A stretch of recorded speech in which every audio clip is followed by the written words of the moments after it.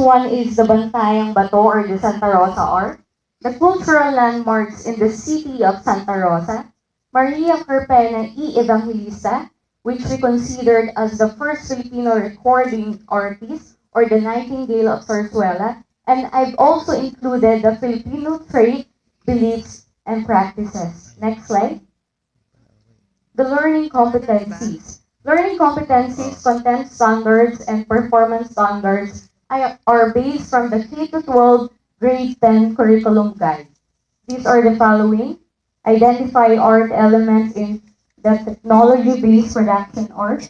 Identify distinct characteristic of arts during in the 21st century in terms of production, functionality, range of audience reach.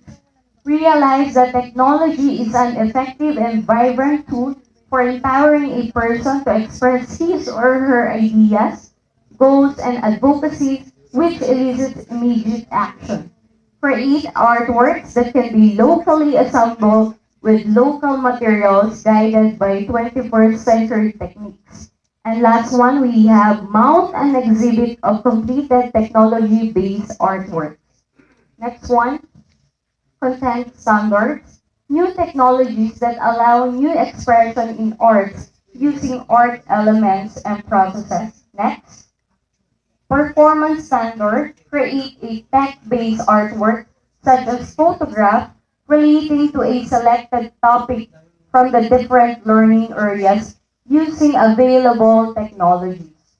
Next, these are the learning objectives that will attain at the end of the lesson. Under cognitive domain, we have identify the basic tips for taking good photographs by analyzing the different photographs of the cultural landmarks in the city of Santa Rosa, Laguna, and other photographs that show different Filipino traits and beliefs.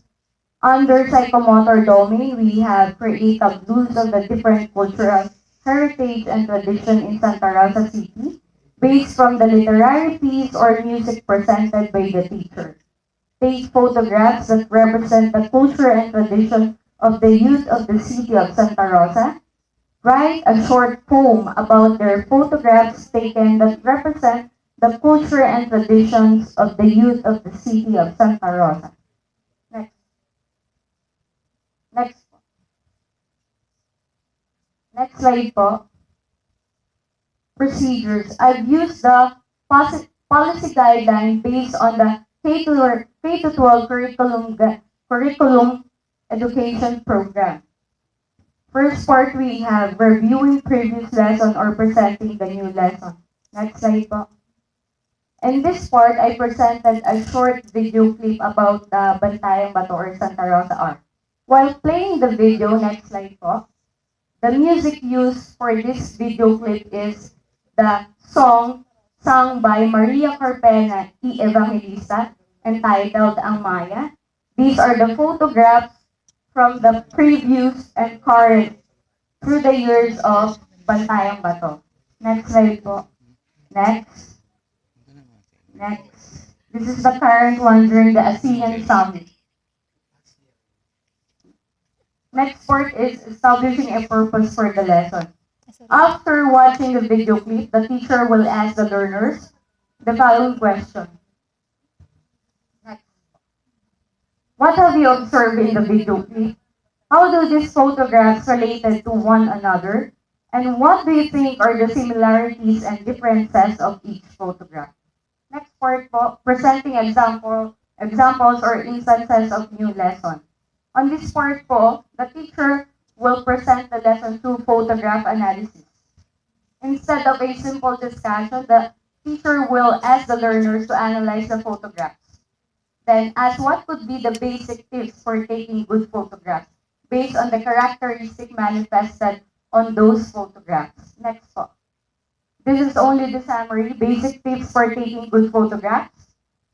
For tip number 1, I've used the following cultural icons. Next po. Bantayang Bato, Portal de Santo Domingo, Nuvali, and Chanted. While presenting the photographs, I've also included the history beyond the photographs. Next, tip number 2, Bantayang Bato, Next, Santa Rosa de Lima Parish Church, Enchanted Kingdom, Santa Rosa City Town Plaza, and I've also included the character traits of the Filipino people. Next slide po. Just like here po na where in introvert personality, people tend to take photographs in a calm or silent places, while extrovert people tend to take photographs on crowded places. Next po. Next.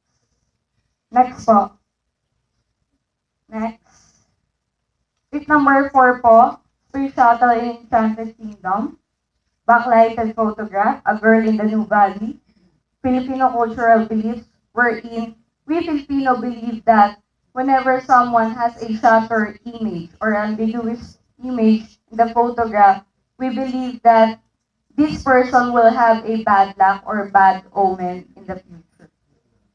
Next po, tip number 5, photographs of Maria Carpena E. Evangelista. Next po, Disco Magic in Enchanted Kingdom. Sorry po.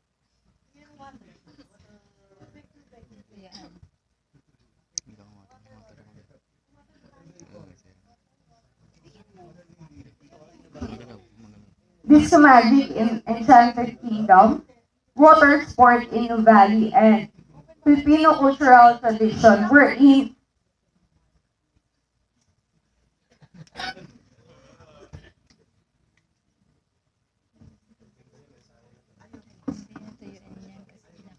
Tsaka malamig. Tingin mo, kamusta na? sorry po, Filipino cultural tradition. We believe that we can see in this photograph that we Filipino tend to smile whenever we encounter problems or troubles. And another is the strong family ties with our family. Next slide po. Next part is discussing new concepts and practicing new skill number 1. The title for this is hashtag Tinig ng Kabataan. Oo nga, ayun ang inaano ko nga. Kasi kanina I've binidyo mo used ko, the titignan ko social pa yung media as a photos. tool Na-record pa yung to present my activity. Next slide po. This is an Sorry example. na, oh, nag-share na Next. ako. Next po. Next. Dahil pa naman. Next part is discussing new concepts and practicing new skills. Larawang may buhay, wherein each team will create Parang tableaus puno to. based on the different cultural traditions presented by the Yan na, teacher. yan na. It's either literary piece, a poem, or music presented. Next po. These are the indicators. Next. Example of poem. The answer is next. Next. Example of photograph. Next po. Next. Next po. Next. Next po. Next. In each tableau po, they are required to include the Bantayang Bato or Santa Rosa Arm as their setting. Next po. Next. Next.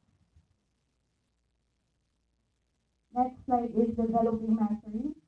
These are the indicators. The title is Insta Kabataan, wherein they are required to create or take photographs.